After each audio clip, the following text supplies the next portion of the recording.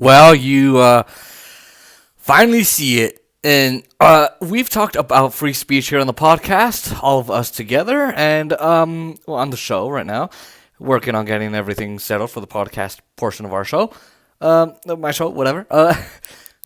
But Donald Trump had his tweets banned and deleted.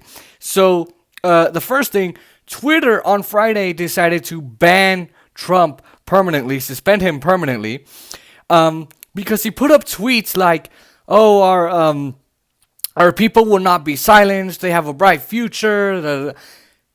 They say that is grounds for termination because, well, or suspension because, well, his supporters might interpret it as, are interpreting it as maybe they need to repeat what happened at the Capitol. And then he made a tweet saying, "I will not be at the inauguration for those who have asked. For those who have asked, I will not be attending the inauguration." But Joe Biden agreed to that. He actually said, "No, I agree. Go ahead. Don't let him come." So they're suspending Trump's Twitter because, oh wow, because he's saying, "Oh, my supporters will not be silenced." They're interpreting that to mean, "Oh my God, they're gonna strike back. This means violence." So Twitter is making the interpretation for his supporters. It's not that he didn't post, "Go be violent." He didn't post, "Come do it again." He did not do that. So then Trump decides, okay, fine, you're going to ban my Twitter account. Okay, I'm going to go to the official POTUS account. And instead of banning the Twitter account, what they did was they deleted those tweets promptly. And so then what he said was, okay, I'm going to go to the Trump campaign Twitter. He tried going to the Trump campaign Twitter, posted a bunch of nonsense, and posted some of the same things. And so they deleted those too. And then others followed, but we're basically allowing Twitter to make the decision over what people are interpreting and how they're interpreting it. We're also silencing the right wing. Now, look, people are saying, "Jason, the right wing is violent. They just caused a massive terrorist attack on our country." I get it. But who the hell are these corporations to tell us what to say and what not to say? They are not held liable.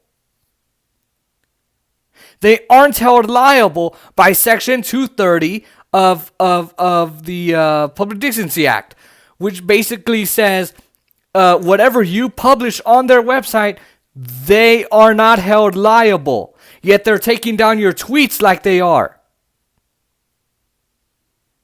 So just keep that in mind. Trump said, "I'm not going to the inauguration." Biden said, "Good, I'm glad he's not going." So they deleted Trump's tweets and then they banned his Twitter. But they're not going to do that to Joe Biden? Why don't they do it to Joe Biden? He said the same thing. And that whole thing about, he's probably, that whole, "My supporters will not be silenced. We have a strong future ahead of us." I interpret that as he's going to run again. And they say he's going to launch his campaign on the day of the inauguration. I'm not sure about that, but that's what I interpret it as. I'm not sure. I could be wrong, but Twitter is telling you what you are thinking. You aren't telling Twitter.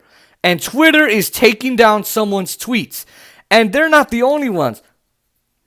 Facebook, Snapchat, Reddit, and even Twitch have banned Trump's accounts. And they say, "Oh, it's violating some of our policies. He's doing some violations." It is really stupid that they are doing this. We are silencing the right wing. Instead, we should let them post what they want to post and let us disagree with it. That's what's called free speech. And I know lawyers are going to come to me and say, "Oh, Jason, but the First Amendment says that Congress and the legislatures can't, the government can't infringe upon your rights, but corporations can. They can do whatever the hell they want. A court didn't decide Trump's tweets were violent or vile or inciting violence or insurrections. A government didn't decide that. A private entity did.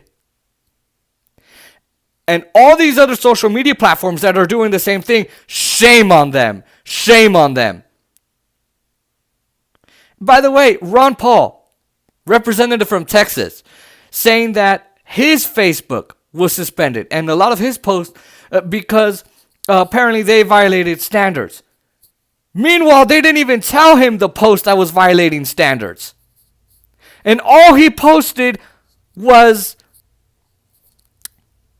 his Texas, Tribune, whatever column he's been posting every week since 1976. But what they're doing is, well, we had an attack last week, so we're just going to assume everything you're posting is about that attack. And this is where I think the left is so incompetent. This is how incompetent and impotent the left is and how stupid they are. Because they're saying, hooray!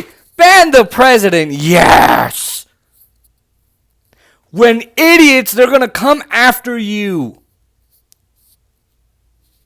This is where you let them come after them. And guess what? Whenever we're trying to get into the mainstream and seep in and get our movement even bigger and get our voices heard, they're going to come after us and ban us. The right wing is just going to turn around, complain to Google, Facebook, Twitter, Instagram, and all the others and say you need to ban these people because they're spewing nonsense. You incompetent shitheads. What the hell are you doing? And then Barbara Lee, congresswoman, saying, a progressive congresswoman said, oh, they should have done this a long time ago. They are infringing upon everybody's rights, whether you disagree with them or not. They're going to censor you too, and they've already done it. Left channels being shut down, entire careers being blown up, all because of people complaining. This is when censorship gets way too far, and we cannot have this. We have to stop being so incompetent and impotent and stand up for our First Amendment rights. I'm not trying to sound like a right-winger. I'm trying to sound like an American who has that right.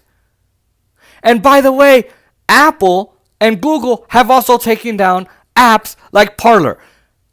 Parler is basically Twitter, but for right-wing trolls. Let them post whatever the fuck they want to post. Whatever the hell they're going to post, let them post it.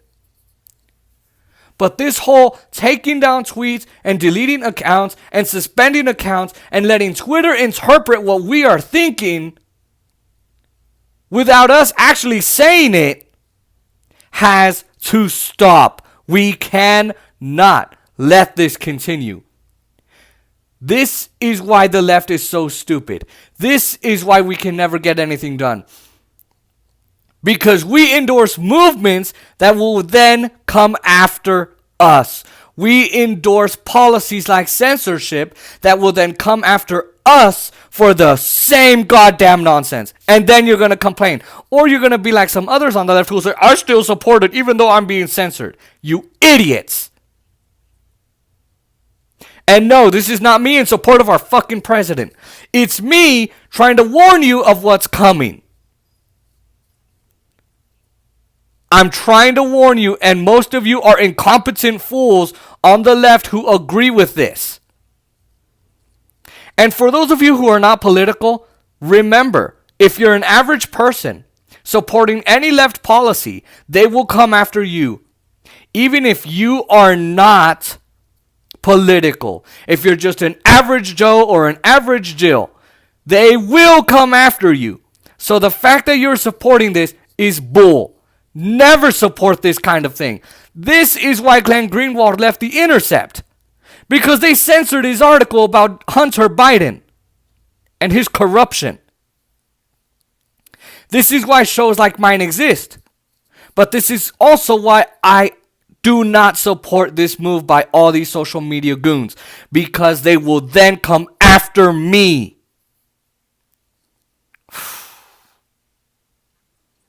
We have some idiots in this country.